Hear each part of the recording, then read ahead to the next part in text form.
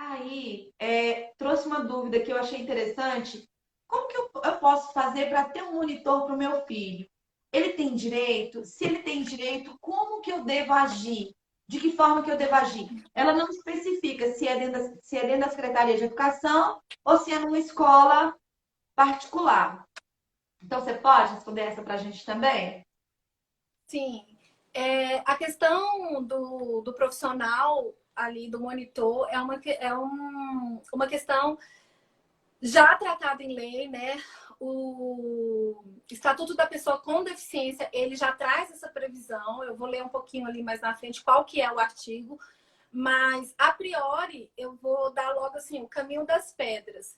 Eu acredito que o primeiro caminho é você provar a necessidade. Então, quando você prova a necessidade do estudante com o laudo do médico, da equipe de terapia ocupacional, do psicopedagogo, do fono, você faz um dossiê de documentação e você leva a orientação educacional dessa escola ou a própria direção, você pode, com esses instrumentos, a priori, eu diria que seria o primeiro caminho, seria diretamente lá com a direção da sua escola. Acontece, infelizmente, de escolas particulares quererem cobrar por isso, né? Uhum. Eu recebo dúvidas de pessoas, pode me cobrar um profissional para ficar com meu filho? Não, não pode. A escola, o seu filho, a pessoa autista, ela tem o direito, por lei, de ter ali o profissional. E a escola, na sua própria planilha de custos anual, ela já tem que ter essa previsão lá desse profissional. Então, o primeiro caminho é esse, de procurar a escola. O segundo caminho, caso haja recusa, é procurar uma delegacia de polícia, porque infringe uma norma legal. Então, se eu tenho uma norma e aí a escola ela se omite, ela sai desse lugar, eu procuro a delegacia de polícia. O que não descarta a possibilidade de também acionar o Ministério Público, que é o órgão que atua como fiscal da lei. Então, também pode ir diretamente no Ministério Público. Esse órgão, ele pode encontrar com a escola, fazer um ajuste, um termo de conduta com a escola. Ele não pode obrigar, mas ele pode propor. E aí, caso essa escola ela permaneça na recusa, aí o próprio Ministério Público ele faz a requisição ao juiz para que esse, com uma ação de obrigação de fazer, e aí o juiz sentencia essa unidade de ensino para ter aquele profissional ali com o estudante. Estou Entendi. falando em termos de escola particular, né? Sim. Aí, Dentro da Secretaria de Educação, assim, nós duas que estamos convivendo, e é uma questão assim que eu acho que os pais têm que entender, não é uma questão de diagnóstico, do diagnóstico, mas é uma questão de funcionalidade, de necessidade. Então, o perfeito. monitor, ele tem que vir de acordo com a necessidade daquela criança, independente de ter ou não um diagnóstico. O diagnóstico não deveria, lógico, a nível de classificação, ele ajuda nesse sentido. Mas a gente sempre discute isso na secretaria, não é verdade? Porque não é Exatamente.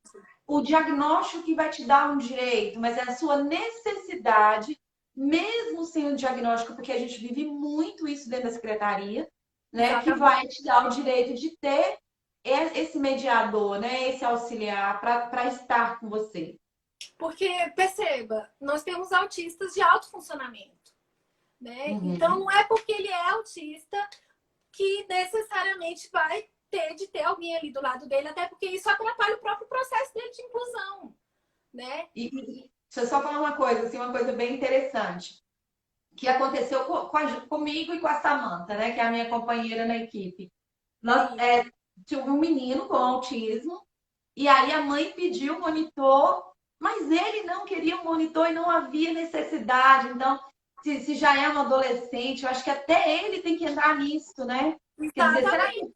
será que eu quero? Se ele tem uma noção daquilo tudo, ele se sente envergonhado perante os colegas. Então, eu acho que tem que ter essa conversa, se for um adolescente, claro. Uma criança, ela não consegue ainda fazer tanta leitura do ambiente. Mas se for um adolescente, por exemplo, pelo diagnóstico, ele tinha o direito ao monitor. A mãe queria que ele tivesse o monitor, mas ele se sentia desconfortável com a figura do monitor. Precisa olhar também para eles, não precisa, Com Ana? certeza. A gente, quando começa a estudar o transtorno, quando a gente começa a estudar ensino especial e a gente vem para esse universo, a gente se torna muito mais... É o que eu trago do direito, é o caso concreto. É o caso concreto que vai dizer. Não é a teoria, não é o laudo, não é o que a norma regulamentadora da secretaria dispõe. É o caso concreto. Isso, Então, e dentro da secretaria também a gente tem as equipes, que não pode esquecer, né? O que que a exatamente. gente vive? A gente vive muito, eu não sou do direito, mas a gente está lá vivenciando. Então, eu tenho um pai que tem um filho, e aí o professor já dá aquele alerta para a equipe, ou se naquela escola não tem equipe, esse pai pode buscar essa ajuda junto à regional, que a regional vai encaminhá-la para uma equipe, para que seja feita uma avaliação. E não é pelo diagnóstico, mas pela necessidade. Eu acho que a avaliação, ela ajuda a cumprir esse meio legal. Né? Meu filho está aqui, está laudado, o profissional de psicologia falou que ele precisa, o clínico falou que ele precisa, isso facilita muito. Então, Não, às vezes. isso muda completamente a realidade, né, Lutz? Quando eu estava na regional de ensino, eu experienciei muito isso, né? Tanto em situações positivas quanto negativas. Exatamente de que a família chegava com laudo e me exigia. E quando eu falava, vou marcar uma avaliação, quando nós da coordenação falávamos com a família, nós vamos marcar uma avaliação, a família já fazia uma recusa, porque ela não queria avaliação, ela queria o cumprimento do laudo e um monitor porque tinha um laudo, sem considerar o aspecto global do estudante. E é isso que eu acho importante a gente avaliar, até porque aqui na rede pública a gente faz uma modulação. Então, tem menino que vai para integração inversa, tem aluno que vai para classe especial, tem aluno que vai para o centro de ensino especial. E aí a gente não é exclusivamente pelo laudo, mas por esse olhar sensível, que eu acredito que é uma dos grandes tesouros que a gente tem aqui na nossa casa, na Secretaria de Educação, né? E que não pode ser perdido, né? Esse olhar de partir dessa criança, de partir desse desenvolvimento dela e de percepção de mundo que ela também tem. Porque tem alguns que têm maior facilidade, eles apresentam resistência nesse acompanhamento mais diretivo. Então, a gente precisa também, eu sempre falo, né? Olhar para eles, buscar. Alguns não, adoram, não tem problema, mas alguns dizem. Como eu trabalho muito com adolescente, ele não quer, olha, professora, eu não quero que ninguém saiba, né? Que eu não quero ninguém me acompanhando, não quero ninguém me vigiando. A palavra é muito essa, eu não quero ninguém me vigiando. Quando E eles esse, já entram para a adolescência, eles começam nessa resistência, né? Que a gente sim, tem que respeitar esse tempo e esse espaço dele de ter alguém ali do lado para mediar, porque a função, na verdade, é de mediação. Então, se ele não precisa dessa mediação, torna-se desnecessário, torna inócuo aquilo ali. eu achei Ah, muito Lourdes, interessante essa Lourdes, eu pergunta posso aqui. falar Ah, só não, fala. para só um pedacinho que eu quero Tá. deixar, que é a nota técnica lá do MEC de 2013, que vem falando sobre isso. Eu posso só ler um trechinho dela? Não vou Pode nem para sim. ler, vou só para essa nota técnica do MEC. As instituições de ensino privadas submetidas às normas gerais da educação nacional deverão efetivar a matrícula do estudante TEA no ensino regular e garantir o atendimento às suas necessidades educacionais específicas.